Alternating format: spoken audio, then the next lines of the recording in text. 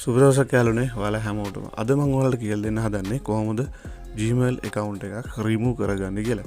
ඉතින් වීඩියෝ එකට යන්න කලින් ඔයා තාමත් මගේ channel එකට අලුත් කෙනෙක් නම් subscribe කරන්නත් අමතක කරන්න එපා. වීඩියෝ එක හොඳයි කියලා දෙනවා නම් like කරන්නත් අමතක කරන්න එපා. අපි බලමු එහෙනම් කොහොමද මේ වැඩේ කරන්නේ කියලා. ඔයා යන්න මේ විදිහට ඔයාගේ Gmail app එකට. ඊට පස්සේ යාළුවනේ මේ වම් පැත්තේ කෙළවරේ තියෙන මේ ඉර තුන මේ විදිහට touch කරන්න. හරි. දැන් මේ විදිහට පල්ලෙහාට එන්න.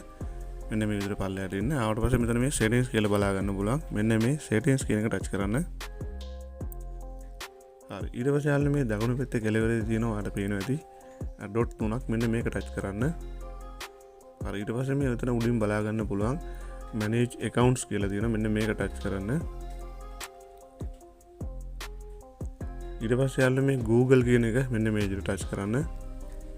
හරි. ඊට පස්සේ යාළුවනේ මෙන්න මේ විදිහට දැනට මගේ ෆෝන් එකේ තියෙන ඊමේල් ටික මේ විදිහට ඇවිල්ලා තියෙනවා. ඉතින් මම මෙතනින් මට remove කරන්න අවශ්‍ය ඊමේල් එක මම මේ විදිහට select කරනවා, touch කරනවා. ඔයාට අවශ්‍ය ඊමේල් එක මේ විදිහට touch කරගන්න. හරි. ඊට පස්සේ දැන් මේ වගේ ඇවිල්ලා තියෙනවා. මෙතන දකුණු පැත්තේ කෙළවරේ උඩින් තියෙනවා මෙන්න මේ විදිහට ඩොට් දෙකක්. මෙන්න මේක touch කරන්න. හරි. ඊට පස්සේ ඔයාලා මෙතනින් බලා ගන්න පුළුවන් remove account කියලා තියෙනවා. මෙන්න මේක touch කරන්න.